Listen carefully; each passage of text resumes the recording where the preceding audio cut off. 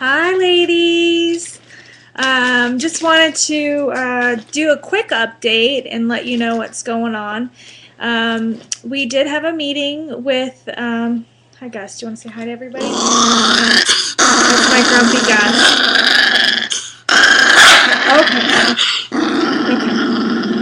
Okay. Anyway, he's grumpy. Always. I hear you. Shh. Shh. Do you want treats? Yeah. Anyway. Um, anyway, we had our meeting with the the donor egg coordinator, and it was really, really tough. I don't know.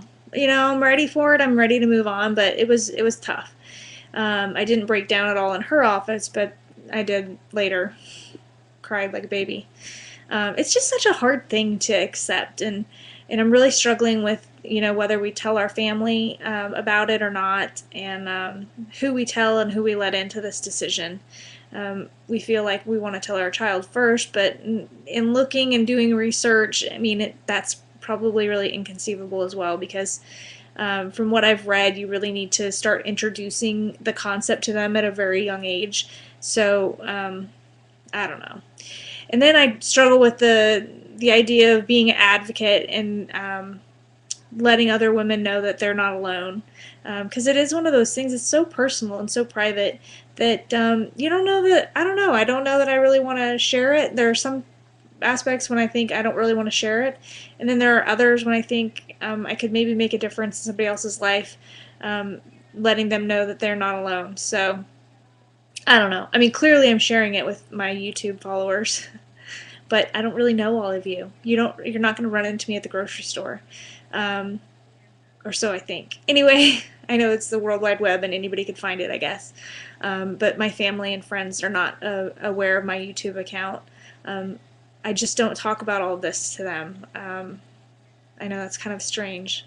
It's more comfortable for me to tell total strangers what's going on in my life and how I feel than it is my closest family and friends. They know somewhat about what's going on. It's not like they're in dark about our infertility issues, but they certainly don't know the depths and that of what's going on. Anyways, so I struggle with all of that. It's going to be 6 months before we're matched with a donor through our clinic.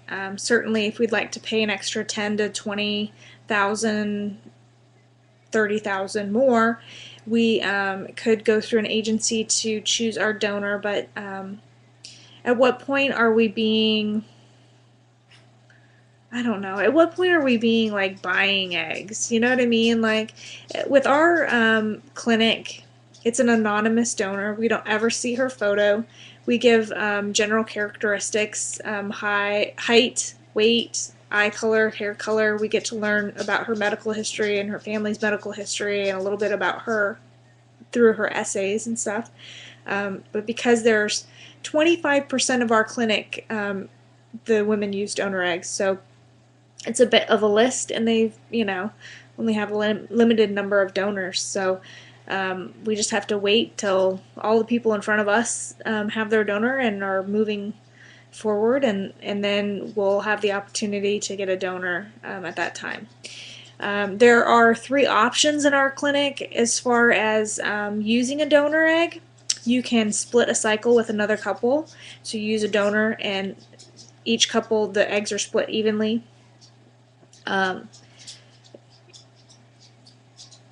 Anyway, so you split the eggs, and then you fertilize, and do whatever you're doing. Another option is another infertile couple that's in the clinic. If they have like male factor infertility, that female would give up half of her eggs to us, and we would pay for half of her IVF cycle. Same concept. Then my husband would make an embryo with her egg, and we would move on. We're not real keen on either of those 2 choices. The third choice is we have our very own donor that's through the program, and all of her eggs go to us, which gives us the highest probability, about a 40% chance of having embryos to freeze. So clearly, as we would like more than one child, maybe more than 2 children, we would like the opportunity to have the option or the ability to do this all in one fall swoop. So it makes more sense to us to have that availability, or the chance thereof. So we're gonna do a single donor and hope for lots of frozen embryos. So we'll just wait. We just have to wait 6 months, which kind of sucks. But we had to list the do's and the don'ts of what we want in our donor. Mostly physical characteristics. My husband and I felt really weird about being like, oh, we don't like this, we don't like that, we don't want her to have like Obama ears. But then I was like, there's a lot of things that you can fix, if they are an issue for your child later on. If they have Obama ears, they could get them pinned back. If they want, maybe they're okay with it.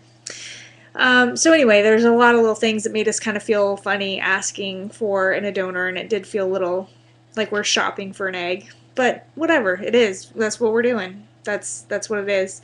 I ordered some books from Amazon. There's some children's books that deal specifically with being a child of a donor egg, which is very interesting.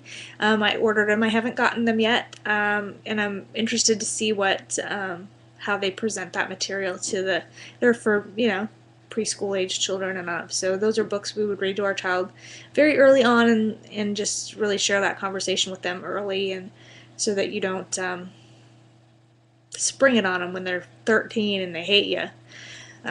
So anyway, there's a lot of stuff saying that you really should be open and honest about it with your children early on, so that there's never a feeling of resentment for keeping a secret. So anyway, there will be no secrets. So we just have to decide if there's when we tell our family, because eventually we'll have to tell them. So it's just a difficult thing. I think I'm going to meet with a counselor and just kind of go through some of the emotions that I'm going through, and really get a handle on it before we kind of open that up to the family, and able to take their questions. Because at this point I don't think I could even tell them without crying the whole time. So anyway, so that's that. Okay, so since we're doing donor egg, we're going to have a young college student donor. That's what we get. Yay. So the use of some of the drugs that I had for my IVF cycles is not going to be relevant to my donor, namely Ganirelix. So, my viewers, if any of you are on a Ganirelix protocol or will be on a Ganirelix protocol, I have 4 Ganirelix unopened shots. They're in these, they are pre-filled syringes. They have not been opened or tampered with.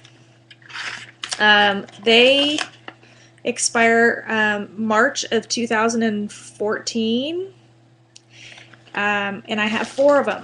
So if anybody is on a Ganirelix protocol, and you're in need of Ganirelix, I would much rather give this to one of my subscribers, or somebody that you know, if you're going to use it.